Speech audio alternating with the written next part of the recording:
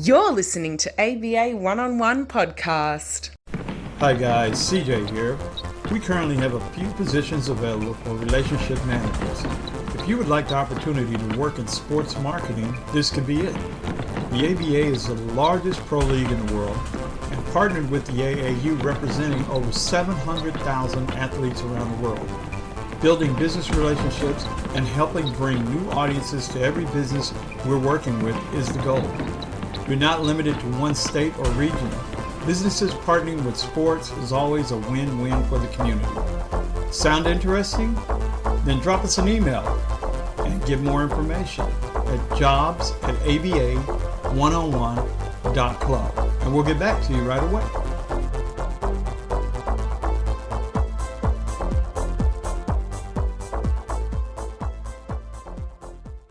Sassy B Worldwide Productions. With over 25 years of entertainment experience, we have done it all. Celebrity appearances, red carpet events, image consultation, and branding design. Our clients range from American football stars to Hollywood celebrities and everyone in between. Want to make a splash in the entertainment industry? Then it's time to get sassy. SassyBWorldwide.com. Hey guys, it's time for a new episode of ABA One-on-One. Open up, yeah. Open up now. Open up. Open up, yeah. Open up. Open up now. I give a damn doc, give him a roll. Give a damn doc a bone. I give a damn doc, give him a roll. Give a damn doc a bone. Hey guys, welcome back to another great ABA One-on-One show. Today in the house we have ABA NBA legend Artis Gilmore, ABA royalty in the house. I got my boy Rick back with me again, and Brian's on vacation. But hey guys, Artis, welcome to the show, and let's talk basketball, man. CJ, thank you very much, and I appreciate the invitation. Looking forward to speaking to your fans. Our pleasure. Artis, I want to just jump things right in here real quick because like I said, I grew up. I remember when you were at Gardner Webb and in junior college. I remember all that stuff, and like I said, I'm pretty much in awe of you as well. But I wanted to just talk a little bit before we get into your Hall of Fame career, your NBA and ABA career. I want to talk a little bit about growing up, and I know you from a little small town called Chipley, Florida, and what that was like. I know it was during a tough era in American history, but talk about that. Well, Rick, I appreciate that introduction, especially speaking in terms about my hometown, Chipley. And you touched the subject a little bit about what it was like in the 50s and 60s growing up in that particular location. It was things that you could only dream of that would have especially improved my way of life. And we was reflecting back on some old photos not too long ago, reminiscing about that time and what it was like, and how we were able to overcome some of the obstacles. Yeah. Now, let me ask you a question, Art. How far is Chipley from Alabama? It's not far, is it? Yes, actually, the Alabama line is 15 miles. In fact, yeah, that's what I thought. Yeah. And I graduated from high school in Dothan, Alabama, Carver High School. So it was about 32 miles away from my hometown, Chipley, Florida.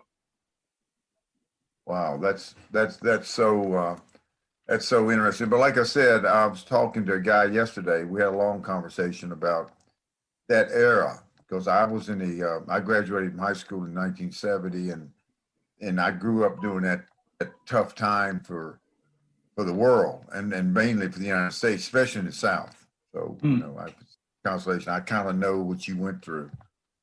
Yeah. But you don't have Yeah. you walk in somebody else's shoes.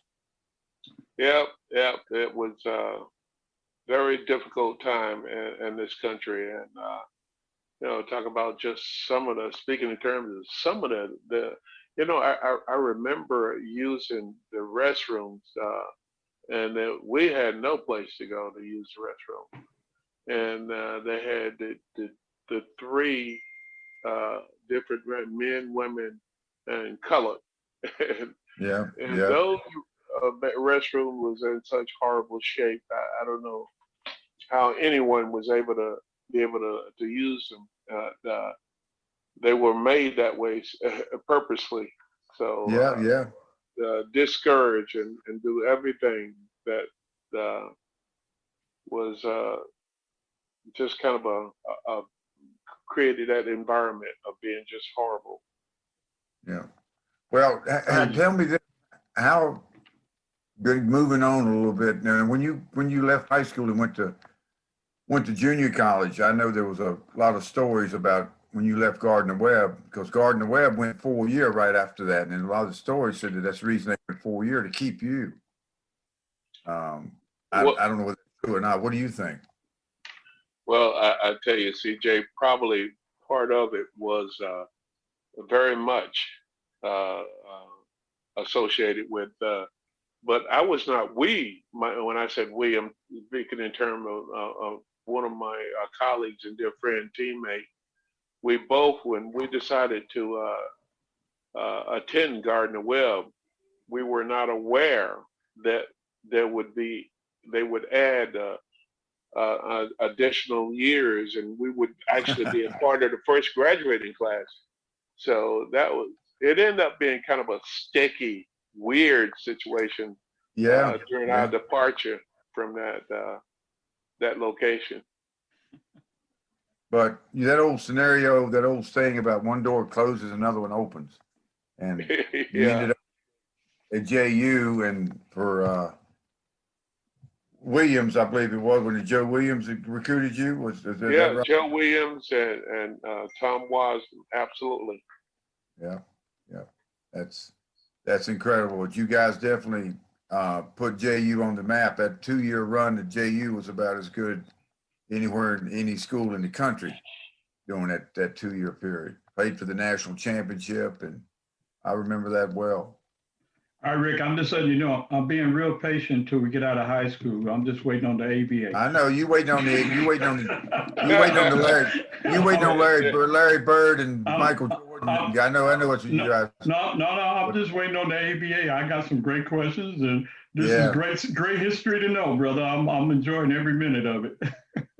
All right, well, tell you what, CJ, I'm sorry, Artis, tell me about, and I talked to a guy tonight about this, that bidding war that went on between the ABA and the NBA, because I know there's a lot of high-profile players, Pete Maravich, Julius Erving, all those guys that came out, and the NBA was bidding on them.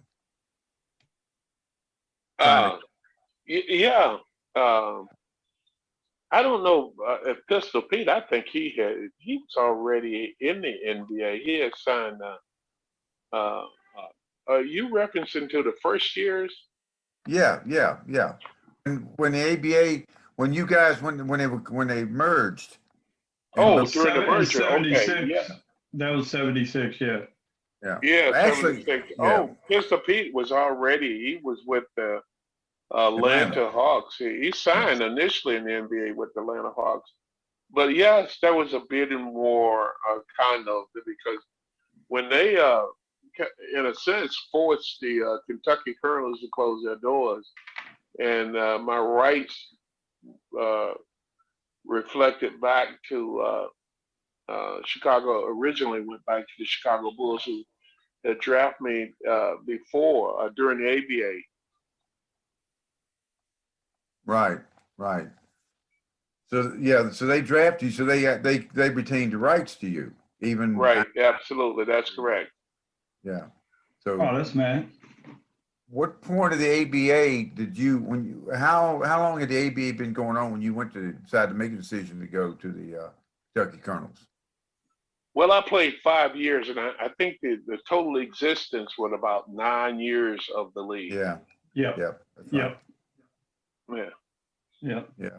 Well, That's- I have a more technical question. Who had the best throw in the ABA? we there was a number of in fact, would you believe we had during the 30-year reunion of the ABA, the old ABA, we had three guys get together, the Afro guys, and that was Darnell Hillman and Dr. J and myself. And so Jay and myself, we ended up presenting it to Darnell because we thought he had the best one. So Darnell was rewarded with that with the trophy. Oh man, that is cool. Okay, I got one more, and I'm gonna jump back and let Rick go in. I went back and I was looking at some footage of you, video. When I was a kid watching you, never thought about it, but looking at it now, I noticed that every time you blocked somebody's shot back in the day, even the great Kareem Abdul-Jabbar, you would block with your right hand. But when you did your shot, it always looked like it was with your left hand, even your sky hook, you know. So are you left-handed playing with the right or vice versa? Yeah, pretty much. Yeah, that's exactly. That's a good call. Yeah, that was something I focused on because it gave me somewhat of an advantage utilizing my left hand. For the most part, the things that I was mostly involved offensively, it was a left-handed hook shot because you always have that go-to, the one that you really, when you need the points and you feel very comfortable, that was the shot you were going to take. Was a left-handed shot. Wow, cool. All right, Rick, go ahead, bro. Well, being a big ABA fan back in those days, I remember going to some games when the Squires were playing and the Cougars and the Floridians and Kentucky Colonels and all the teams. And it was so entertaining, much more entertaining than the NBA because it was a faster pace and it was more exciting. But that was always exciting to me to watch you guys. Definitely. Yeah. For sure. That's amazing. Now, while we're on the subject here, now when you were in the ABA, who do you think, other than I guess Dr. J, but who were a couple of the other players that you think would kind of stood out in your mind, ones you probably had the toughest matchups with? Well, David Thompson played a different position, and of course Dan Issel, when we traded him and he went to Denver, he created a challenge for me. And let's see, that Caldwell Jones was a tough challenge. Maurice Lucas was a little bit different kind of a player, size difference, but those were individuals that end up coming up, Hall of Famers in Springfield. So certainly the competition were there. Was Hubie Brown your coach at Kentucky? In fact, we won the championship with Hubie Brown. He came in for a couple of years. Yeah. Awesome. From Milwaukee. He was with the Milwaukee Bucks, and a couple of years up, they had just won the NBA title. That opportunity become available because I remember Hubie early on. Hubie had been around basketball for a long time. He played at Niagara and very successful there, college, and then went on to college and at Niagara. And of course, he become head coach when he came with the Colonels. That was that platform that allowed him to really excel. And then when the leagues merged, he went to Atlanta, and 2 or 3 times he was like coach of the year. And I remember after his departure from the game, 20 years later, he came back with the Grizzlies, and after all of that, and become head coach of the league a year. So that was an indication that Hubie is a very knowledgeable individual about the game. Like now, to listen to him as an analyst, if you didn't know Hubie Brown, and if you didn't know the game or anything about the game, Hubie would be the one to be able to describe and give you a description of what's taking place on the floor. Tremendous person, and he knows how to explain it. Yeah, that's what I kind of thought too. Because I would hear him. I like him as an analyst. I think he's excellent, and I think that's a mark of a good analyst. It makes you feel like you're right there. And if you don't know anything about basketball, he's kind of teaching you a little bit about pick and rolls and different aspects of the game. Yeah, all those different facets of the game, high post rub, and even some of the in-depth names and numbers that we used during the time of when he was our coach and with the Colonels. Yeah, that Kentucky Colonel team was very, very good. I remember that team. Wasn't Louis Dampier on that team? Louis Dampier, yeah, and absolutely. Louis is a Naismith Hall of Famer as well. Yeah. Well, that must have been quite a get in, go into the Hall of Fame. What was that like? Awesome, I'm sure. Yeah, that's exactly right. Awesome. After all the years, and then suddenly it happened, and so one of the things that unique and special about it is that it allowed my kids and some of my grandkids to be able to experience that time and what it was like as we did it as a family. So Awesome. it was awesome. Awesome. I can.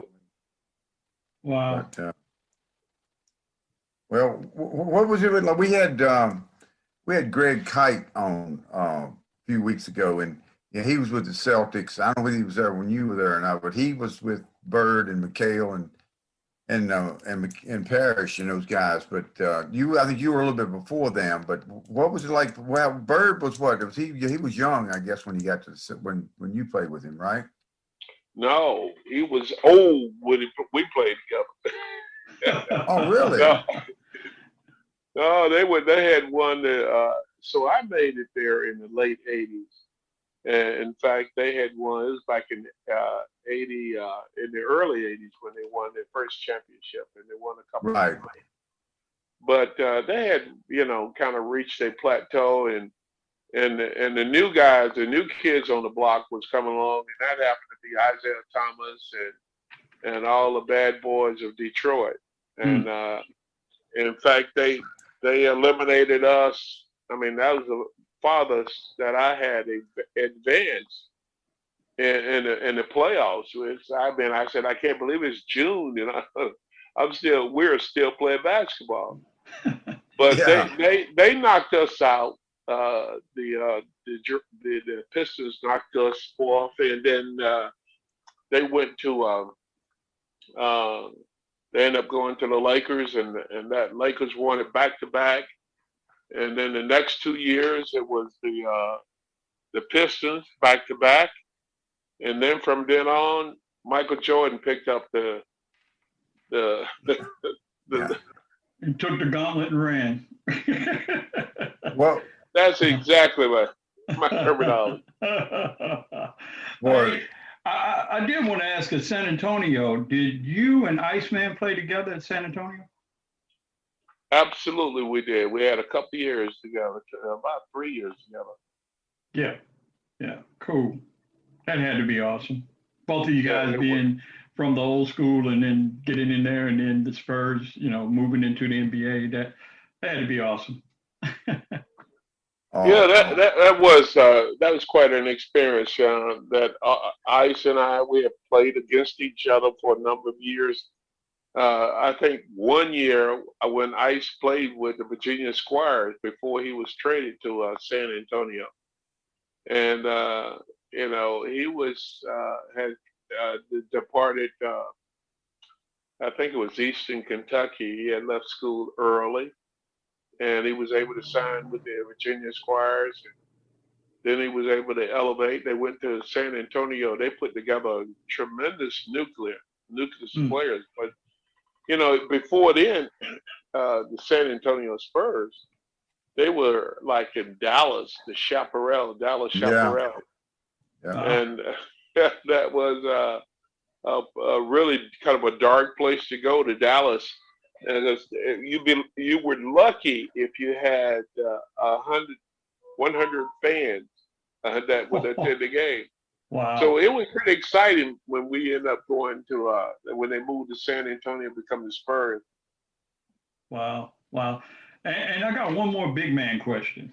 This is kind of, I always ask this, but do you think in today's game that the return of the big man will ever come back? Like, back in your day, the big man ruled the middle, the sky hook, all that blocking. I've seen a couple of good games where you flatten people just grabbing the rebound and then bending over and pushing back and they hit the ground, and now today I'm watching 6'10", 7'1" players and all they doing is shooting threes like Steph Curry.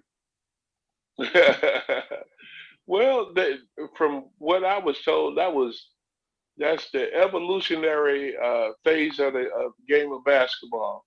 And you look back when Bob Cousy was shooting two-handed set shots, and then all of a sudden George Mikan came in with the hook shot, and Wow.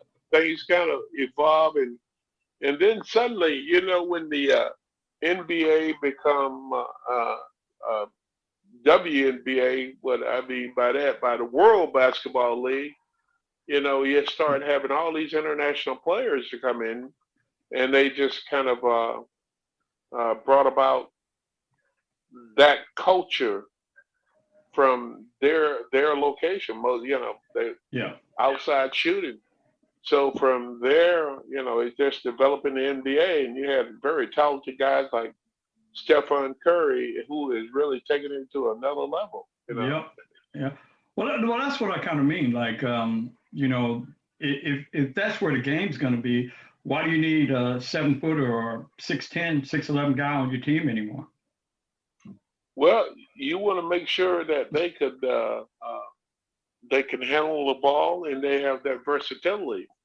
They can shoot from the perimeter and they are able to take the ball in. There's some of the guys, believe it or not, now they come in, take a little hook, jump hook shot, and but the objective is to open up the game and force these big guys to display some mobility. Well, I think Adapt. I think another reason you need the big guy, if no other reason, to cancel out the big guy on the other team. Yeah. If you got a 7-footer on the other team that can go down on the low post or can go to the high post, gets versatile. You better have some 7-footer that can at least counter him. Yeah. Or you're in a world of trouble. You're gonna get going over the 6'5" wing, try to guard trying to get. So, I've always thought that was the case. But the post-up game, I think, is still there. Just different, smaller players are doing it now. But that post-up game, I think it opens up for the shooters outside because once the ball starts going in there, what was it? Moses Malone used to call it the black hole. When it went in, it didn't. But yeah, that's absolutely correct. The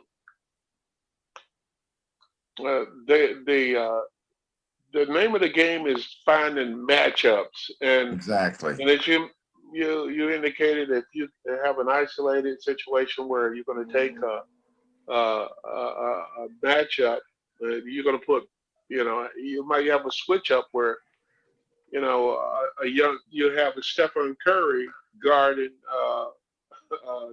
LeBron James. you know. So, and that's the objective now that guys are barely creating matchups, situations on the floor.